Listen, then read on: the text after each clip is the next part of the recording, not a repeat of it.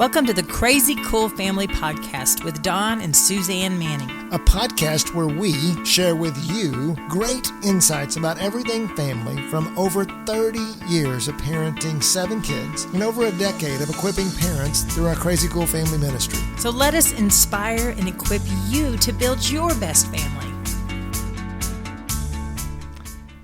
Welcome to the podcast. Hi, Suze. Hello. It feels like it's been months since we've done a podcast. Don, it's nice to meet you. Yeah, Suzanne Manning. exactly. We're shaking hands now. Glad to be here on your podcast today. Yes, I'm excited about what we're going to talk about. It's just so weird about the podcast world because we record some and we kind of go in runs and then we don't. So it's like, but then we've had a lot of guests, and so that's been on the list. But right now, currently, we are right smack dab in the middle of July, Texas. It's 127 out there. At least it feels like it. And we're going to talk about, in summer, you get siblings together. They are all together, and it is different than the school year. And so invariably, you get more sibling togetherness, but also more sibling conflict. Yeah, so more opportunity to guide and direct the relationship that your children have with each other. And so that's what we're going to talk about today. It's one of our favorite topics, wouldn't you say? Well, it's one of our greatest. I think years ago, somebody said, your kids should be best friends for life. And we took that. We were like, you got to be crazy. But we took it to heart and we fought for it. And I think it's one of the things we fought for the most that has been the most rewarding. Yep, I agree. And yes, because we've now got 7 adult children that have great relationships with each other, and they choose to hang out with each other. But we fought hard for it. And so as we talk about things, and so many parents, it's like, and I think it's also, we were the same way. Siblings just fight. That's what they do. And it is true. Then that's one of the things we want to talk about today is that conflict is happening. It's not the problem. The conflict is part of the solution. Because if they're so scared not to fight or not to have conflict, or they so don't like each other so much that they are withdrawing and avoiding each other, that's worse. So the conflict is real, but it's part of the solution. Well, yeah, and so remember that the family is the training ground for the real world. And we learn all of our skills within the family, whether it's communication, conversation, how to interact, how to love, how to serve. I mean, the list goes on and on with what we do.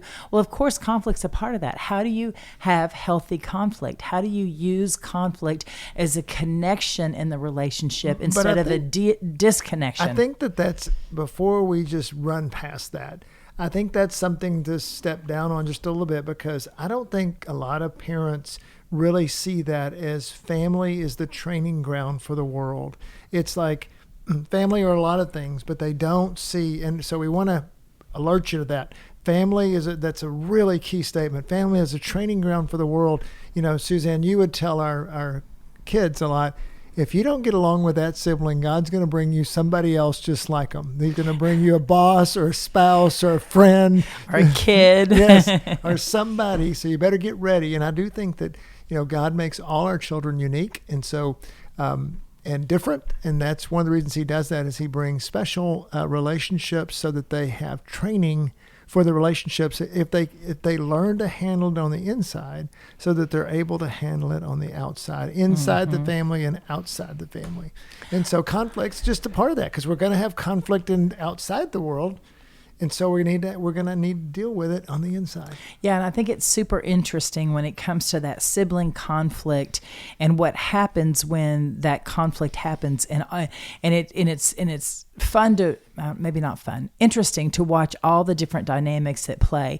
And I look back and I remember when our kids fought with each other, how it would trigger me as the mom. The thing I hated the most was when they fought, because do I help the big kid, who's beating up the little kid, or do I go after the little kid and being a brat to the big kid? Yeah. Do I separate him? And so I think that a lot of the times when our kids have conflict, we as the parents, we might not know what to do with that conflict. And so then that's what triggers the maybe insecurity, the unknown. What do I do with this? How do I manage or help or intervene, or do I intervene or not intervene? And then when you responded or got fearful or whatever that emotion is, how do you remember reacting to that? Well, so what was the negative piece of that? Yeah, so for me, I would go to anger. I mean, and that would be my go-to emotion, where I'd be like, "Stop fighting with each other. Be nice to your sister. Be nice to your brother. Be kind." And I would just lash out to stop the conflict. And honestly, that wasn't what was needed, because once again, if you think about it, they're learning. We stray away from things that are not comfortable, and conflict is not comfortable. But once again, if we go back and we think in our family, it's a safe, good place to have conflict. It's a place where if we can learn how to have conflict to the point where we can resolve it, then we're sending people out into the world to resolve the conflict that's always going to happen in the world. So as parents, instead of being triggered or angry or fearful, whatever the emotion that comes in when your kids are fighting, what if we looked at it as an opportunity? Oh, good. I get to teach my kids how to resolve this. I get to leave them alone and watch them resolve it, or I get to intervene and help them resolve it. Anyway, I just think that it's just as parents, we just have to look at it from a different perspective. We did not do that in the first decade when we had our little girls. We did not resolve the conflict like we did when they got a little bit older and the little boys joined the family. So what you're getting to be a part of, to even hear as we talk about this, is the evolution of our conflict resolution in our family with our kids. Well, and I will also say that we definitely had a few relationships. Some of them were really good. I mean, with 7 kids, you have somewhere around like 20-something, 30-something relationships that are in there between the 7. You think about each child has a relationship with every other sibling. And now our kids are 17 years apart, but there were definitely, but then we wound up that evolution. We wound up pursuing relationships for all the kids with each other. But there were definitely some relationships that were very difficult to navigate. And so if you're in the middle of one of those where, you have this brother and sister that just cannot get along, or you have, one older brother and a younger sister, or, and they just tee each other off to yell, everything's possible. And so we have fought this battle with some difficult personality conflicts, and hear as parents that you can have 2 good kids and they just get on each other's nerves. Yeah. It's not necessarily, it may be a character issue, but it's also just, it's personality. And that there is this one kid that's an introvert, and the other is the younger kid is an extrovert, and the younger kid wants the other's attention, and then they're just all over them. And then finally the big one, the older one, just blows up, and there's protecting of their clothes, there's protecting of their toys, and all the things that happen. But what we want to talk about today more than anything is that conflict is inevitable. Like Suzanne's saying, it's good, and it's not easy to deal with. And what you want to give your kids is one, see it as a benefit to you, and also give you tools to help manage this conflict and help your kids learn what they need to learn out of it. Yeah. So the big idea is conflict is not the problem. Poor conflict skills are. And so let's talk about some skills, some conflict skills. Yeah, in our book, Crazy Cool Family, we talk about a couple of things. One of them is, and I really think this is super important, is that to recognize the role of an older sibling and the role of a younger sibling, and that so when you teach, particularly the older sibling. One of the greatest things that we ever learned to teach our kids, with the older siblings in particular, was their responsibility in helping you help that younger kid turn out well. Right. Because I don't know if you see the same thing in your family audience, but in our family we saw that our kids, the older kid, really loved the younger sibling. They Right. really wanted the best for them. They just couldn't get over how annoying they were.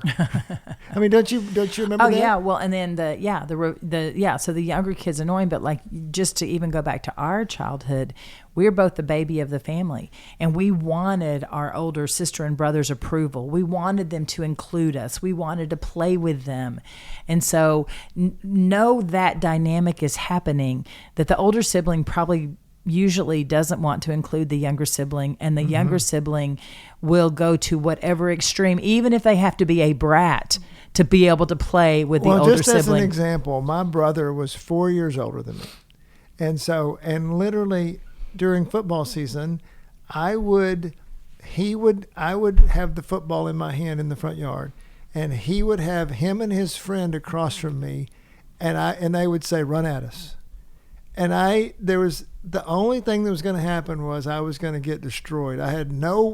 There was no way I was ever going to get around them, and there was no way they weren't going to tackle me hard until I finally wound up crying and going inside. But I did it. And it always ended that way. But I kept coming back. Yeah. Because I wanted to play. So the younger child will go through so much. And if you understand that, one of the things we talk about is seeing life through the eyes of the child. Yeah. Is helping that older sibling see life and in that, again, let's look at inside versus outside. If you could teach that older sibling how to read people and how to have compassion for people and how to love people even when they're difficult to love, how to see through their eyes till they could see the problem. What a great gift you're giving to that child. Well, guess what? When there's a older, younger sibling fight, you get the chance to do that. Yeah, and so I love that. And so some of the sentences that we would say just to give you some teeth in the situation is, you get to be their big brother, their big sister. You are their hero. They have you on a pedestal. They want to please you. So understand that and include them. You are molding and shaping them at a degree that even Dad and I cannot do that. Just really empowering and equipping your older child to know the influence that they have on that younger child.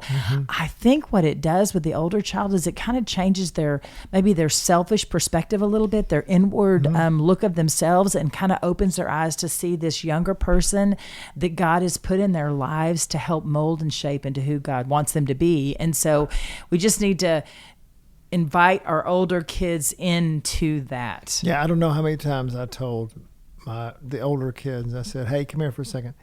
I said, "Do you want whoever the child was? Let's say it was Maddox. I said, "Do you want Maddox to turn out well? Would you like him to talking to Michael or any of the older ones, any of the girls or anything?" And they'd say, "Oh yeah, do you want him to be happy? Do you want him to be confident? Do you want him to be, yeah, absolutely, I do." I said, other than mom and dad, you have the most influence in Maddox's life.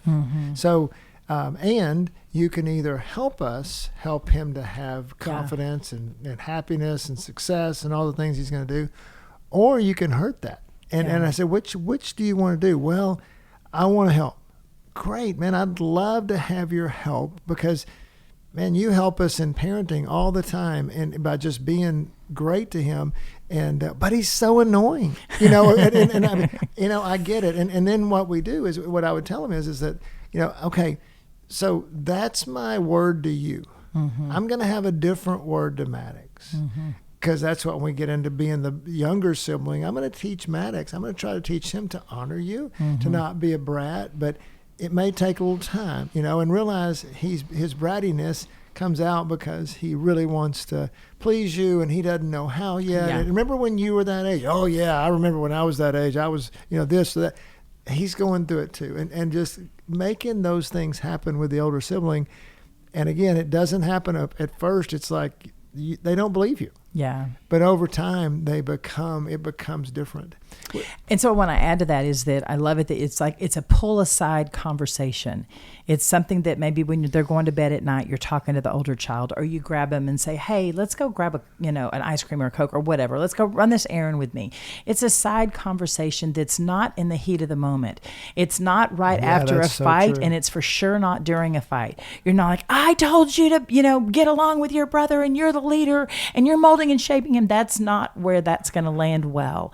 Where it's going to land well is when you're talking to man or woman to woman or man to woman. When you're talking to your child and you're giving them some eye contact and you're giving them attention, and that's when the magic happens, that you're calling them up and out of who they want to be as a child and into who they're going to be as an adult. Which you can do the same thing with a younger sibling. You're like, absolutely. You're like, hey, buddy, come here for a second. Mm-hmm. And, and then you kind of ask them different questions, Hey, do you want your brother to play with you?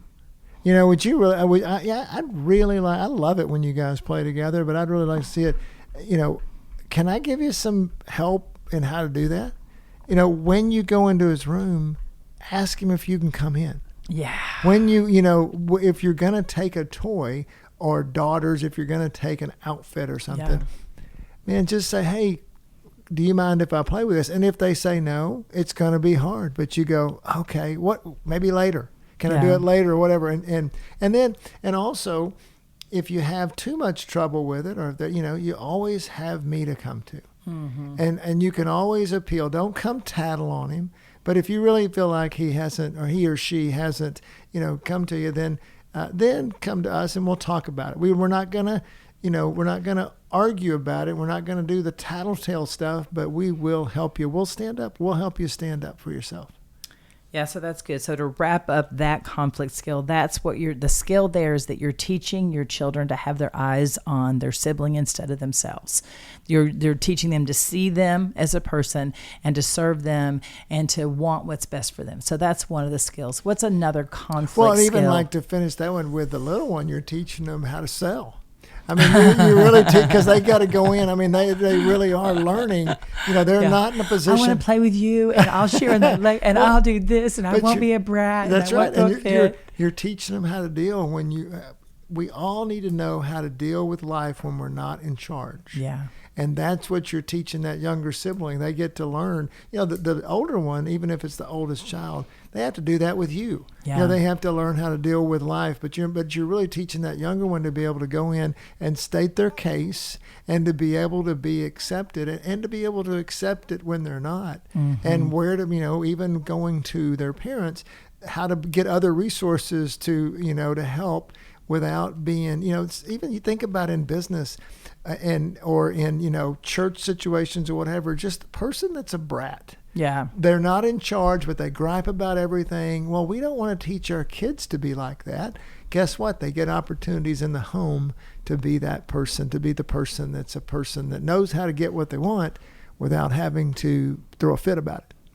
Yeah, and so the thought that came to mind as you were talking is that the core of conflict is usually selfishness. Now, I mean, I'm sure out in the real world that's the case, but for sure inside your home, usually that root is selfishness. And so there's ways to work on that selfishness even outside of conflict. Like one of the things I would do is if I was giving them a snack or a popsicle, whatever that is, I would give them two and say, or else I'd give them one and say, go give this to your brother or go give this to their sister. And they had to go serve them first and then come back and get theirs. And I do that with the grandkids too. Just what you're doing is you're bringing awareness of others, because when we're born, me do that too. When we're born, we're out of literally developmentally out of survival. We're self-centered. We have to think about ourselves just so we survive. The newborn's going to cry. I mean, the developmental all the way.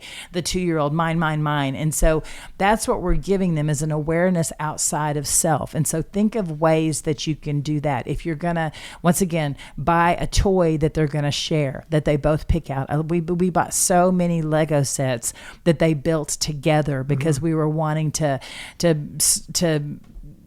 diffuse the selfishness and connect them together. Yeah. We would, when we would plan a vacation, we would have them all help us plan it together so that they're, they would love roller coasters, so let's go here. Oh, they love animals, so let's do this. And so we're thinking about others all the time. So that's another way to kind of diffuse the conflict, is to go after that seed of selfishness. Yeah, and also just in remembering that, so we're talking about, going back to taking conflict, which is inevitable, and realizing it's not the problem, but that how do we give them good to great conflict skills? Yeah. Well, and what we're talking about is helping them see things differently so that they approach it in a different way.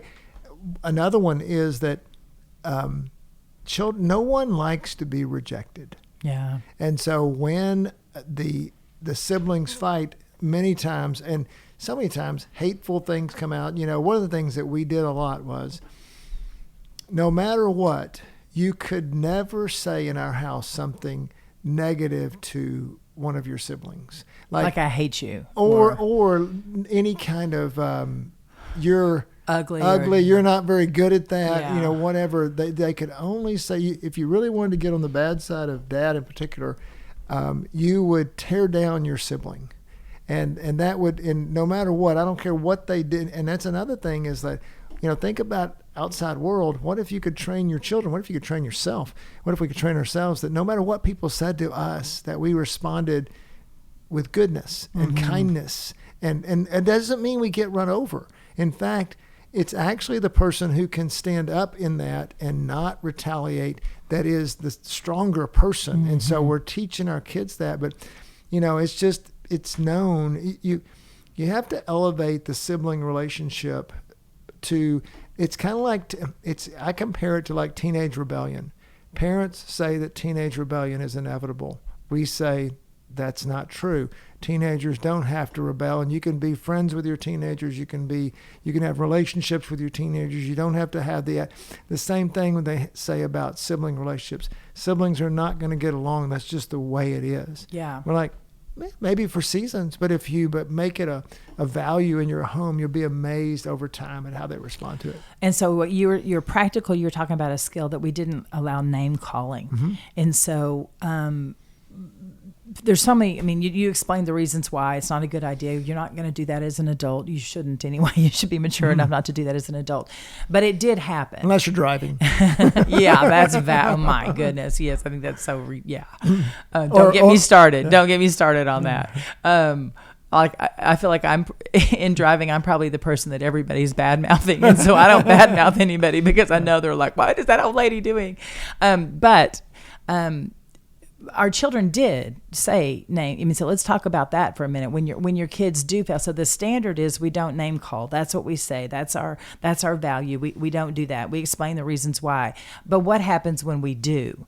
Do you remember? A couple of things come to mind, but I wanted to. Well, I just think that they didn't get any benefit from it. So if they were fighting over a toy or something, and they were the ones that screamed at some, you know what, I'm sorry, if you're going to talk like that to your brother, you're not getting the toy. I mean, and we would have other ways to deal with it. Sometimes if the toy was a conflict, they were both fighting and both calling, well, we need to take the toy out of the equation because people are more important than things. And how you treat others, I will take this toy and throw it in the trash tomorrow, or today, I shouldn't say tomorrow, but that because that toy is not important, your relationship is, and how you treat each other is. Yeah, and so we would, definitely talk about the honor of name calling. I remember we would take a bar of soap and put it on their tongue. Let's wash that dirty word away. And when they got older, if they were, spoke dishonoring, they would invest in their sibling by writing a letter or coloring a picture or going to the other side of it so that they would, realize, okay, I messed up, but this is how I can restore it. And so just know that it is going to happen. And once again, it's a training ground. Your kids are not perfect. They're learning how to have conflict. And so what do you do when they mess up? What do you do when they name call? What qualities do you want them to have so that they can restore the relationship after it's been damaged? Which is also just something I think we can probably start to end with, is how you respond as parents. That's right. one of them is Suzanne started this was saying that she would get so angry, and sibling conflict has a way. It's kind of like marriage conflict. It's two people that really care about each other. You really care about those two kids, and so you're gonna really. It's easy to respond. It just brings. As Suzanne always says, it brings out the mother bear in her because. But then if you handle it with calmness. If you come in and it's just there is this power in calmness in those situations, instead of coming in, because if you yell at them about yelling at their brother, then they're like, you're a big hypocrite. I mean, come on. I mean, all you're doing is doing the same thing to me that I'm doing to them. Yeah. But I learned it from you. Exactly. But if you come in and you like, you know what? I'm sorry. That is just not acceptable in our house. Kind of like that, just, man, boy, I'm kind of like sad for you that you've done that, because you're about to bring consequences. But, if you're in control, it's super important, I think, to be in control when your kids fight and not let it push your buttons, realizing, and what we're saying is, hey, if you can see it differently, then it's easier to not be out of control. But even then, if you are, and that happens, you go back and apologize for it, and you're like, "Hey, I didn't handle that well." But but even when you don't handle it well, you don't give in. You say, "Hey, the point's still valid.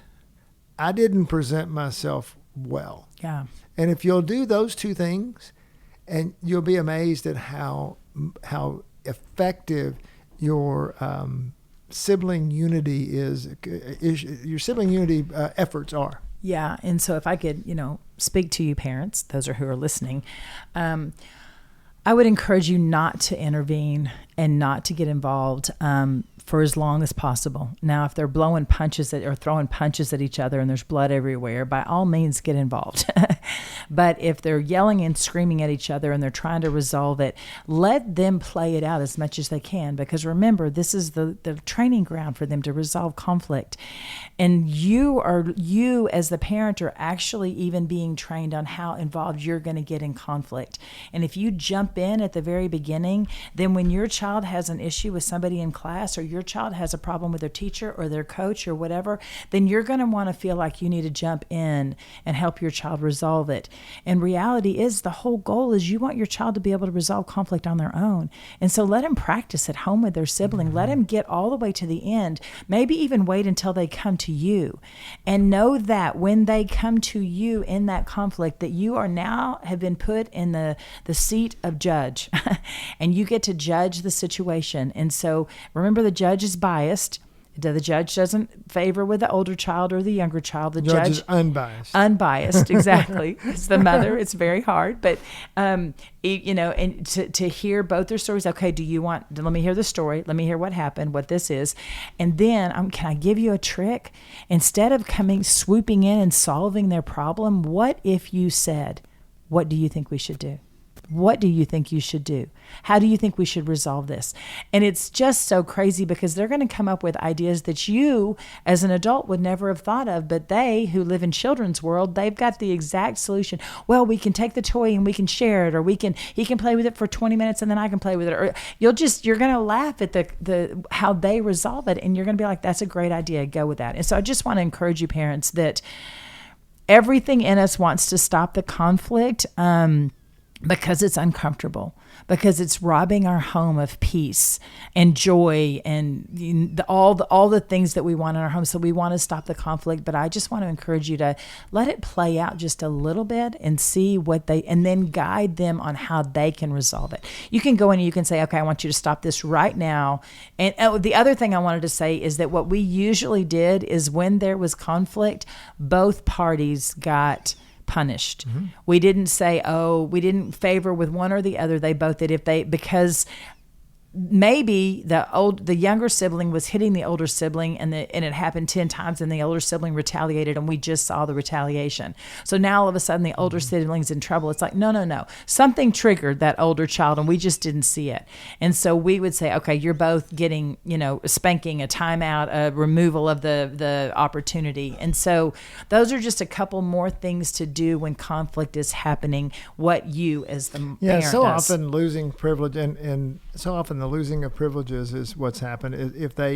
If you value sibling fighting and at a high level, and then they lose the toy. Let's say let's say you're going to get ice cream, and the older sibling is arguing about because the younger sibling wants to do the same flavor they do, and they're copying about what. And if they can't resolve it, you're like, either we're going to resolve this or we're going home, because we don't have the privilege of getting ice cream if we're going to fight negatively with our sibling. If the toy is being fought over, we just want, you can say, look, go back in that room and figure out how to share this toy, or come back and give that toy to me. Either way, but your relationship is much more important than anything, any object, anything. So it's not that you don't punish it. It's not that you don't have consequences to it. It's really just using it, again, going back to what we talked about, giving them good conflict skills. Okay, I just have to say one more point, and then we can wrap it up. Sure. But you brought up a really good point there, that the majority of the time, the younger sibling is going to want to do what the older sibling's doing. And for some reason, that really irks the older sibling. I don't know if the older sibling wants to be independent and stand alone, but the older sibling doesn't want the younger sibling to do that. And so that is another point of selfishness that needs to be brought to attention. And so we would say to our older children, don't you realize that's the highest form of compliment, that they want to be like you? Do you see that? It's beautiful that they want that. They think you know best. They think you've experienced the world. They know that you like blue ice cream the best. And so why would they try any other flavor if you've tried blue ice cream and you like it the most? They want your by saying they want what you want. That's what they're saying. They want your approval. Are you going to give it to them? Are you going to allow it? And it's such a sweet turn when that older sibling turns and will say, I'm going to get blue. Do you want blue too? And so when you turn that selfishness away, that why do they have to be like me, to do you want to be like me? And it's just a beautiful thing. And once again, at the root of that's selfishness. But anyway, I just wanted to practically bring that up as well. Conflict's going to happen. What are you going to teach them? That's basically, what is your attitude towards it? The more we talk to parents all over the country now that we are in the grandkid phase, the more I just see parents, you have so much influence. You have so much power, if you will. How are you going to use that power? If you look at it, and that's what Jesus did. I mean, he just looked at things differently. Yeah. And if you'll look at things differently with sibling conflict this summer, as your kids are fighting over who gets the popsicle and who gets the green one and who gets the red one and who gets the purple one and all this stuff, just realize it's a training ground. So hope this helps. Hope this gives you some, changes your belief system a little bit. And then also just that gives you some very practical tips to deal with different kids and you're fighting and all that happens in the summer. Hope you're having a great summer, and hope that this works well for you in handling sibling conflict. So as always, parents, go be crazy. crazycoolfamily.com.